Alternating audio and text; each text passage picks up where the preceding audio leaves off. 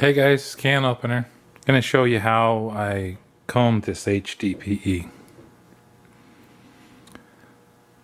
So this is from the last batch that I combed. It really makes some sweet patterns. But if you don't go all the way down to the bottom, then you end up with these straight lines that didn't get combed. Another problem with HDPE, when you put it in, this is how it's going to go into the oven. It's all cut into 1¼ strips.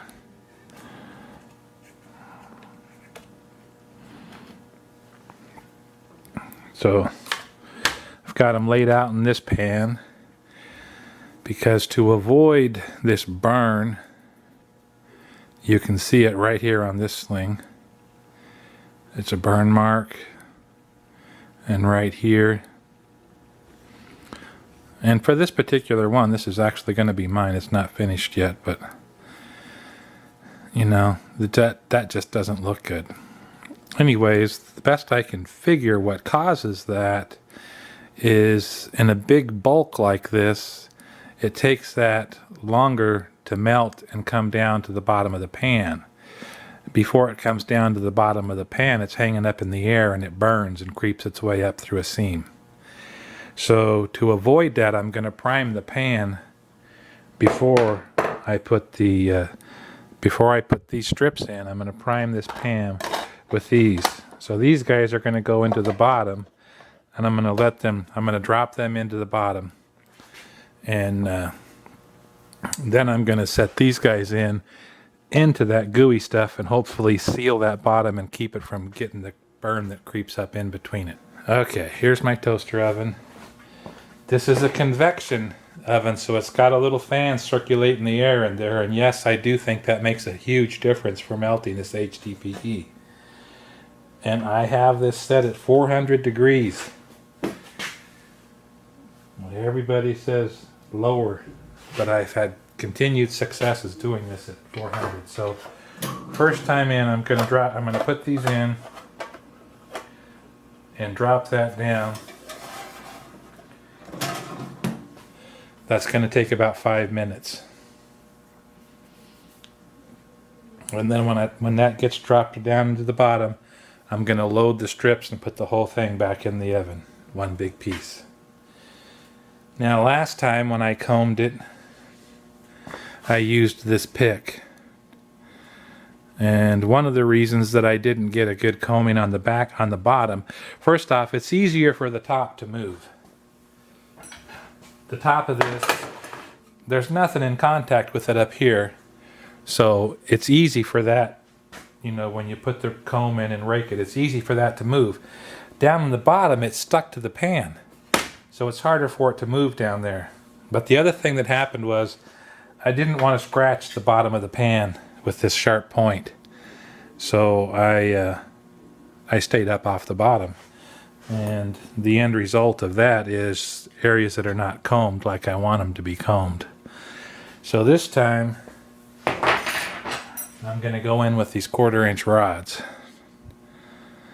And I've squared up the ends and taken the sharp off of them, so I plan to hit those right to the bottom of the pan and do my combing like that.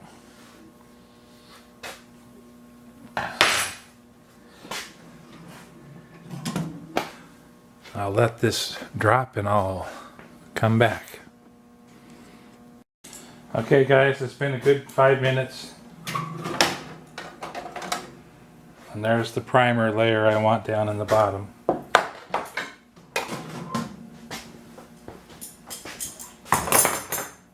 Don't want those bubbles so much.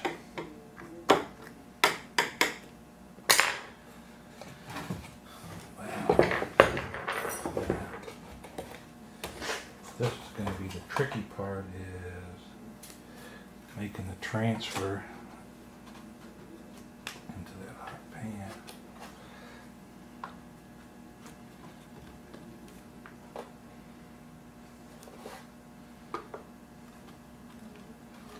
So I put these cleats on the table to keep my pan from scooting around. Oops. It's hot, obviously. Alright. Yeah.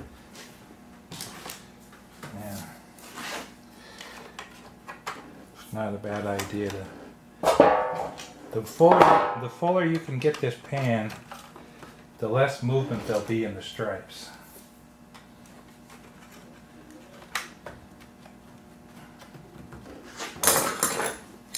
Okay.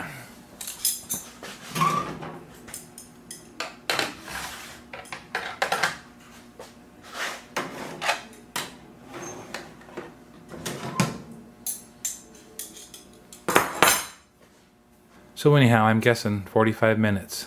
And then I'm going to go ahead and I'm going to put another cleat here and there so that when I go to do my combing, the pan can't move. That was a huge problem last time when I tried to comb it. I couldn't hold the hot pan. Okay guys, it's been cooking for 16 minutes. And I'm gonna fill the sides.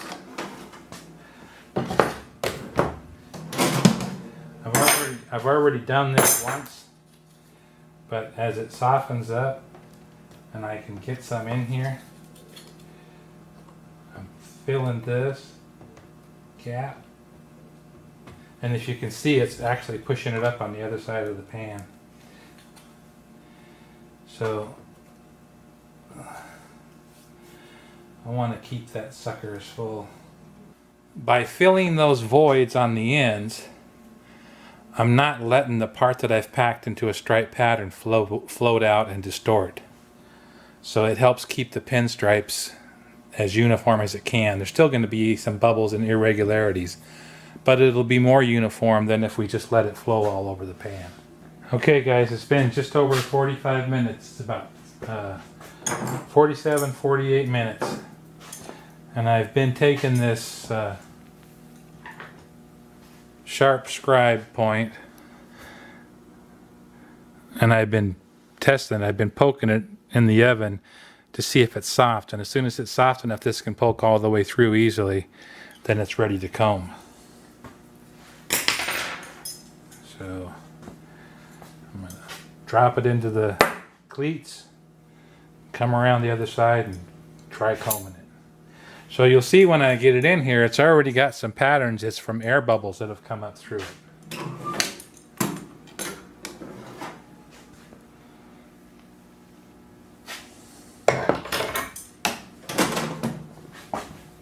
Okay. So we want to be fairly quick about this. Now I'm going to get clear to the bottom. Oh, I'm hitting some resistance. Yeah, it's not quite ready to comb. So it got hard to pull out there. I'm gonna give it 5 more minutes and come back and do it again. What a rush! Okay guys, it's been in there a little over 5 more minutes. I see the cavity where I made my first attempt is gone. Try it again. Yeah, that's what we wanted.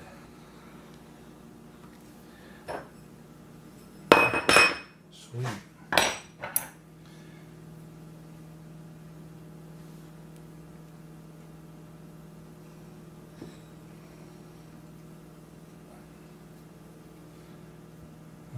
Let's go.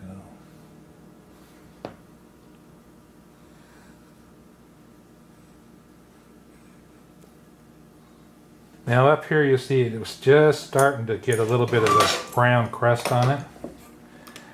And if that would have got too bad, it's going to mess up the combing, because what it needed to do is get that plastic hot enough you could comb it, but if it starts to scorch or burn on the outside when you push the comb down in there, then you're going to push the khaki stuff down in there too. That was basically just right at an hour. Well over 2 hours invested in this silly sheet of HDPE. It's already almost closed back up.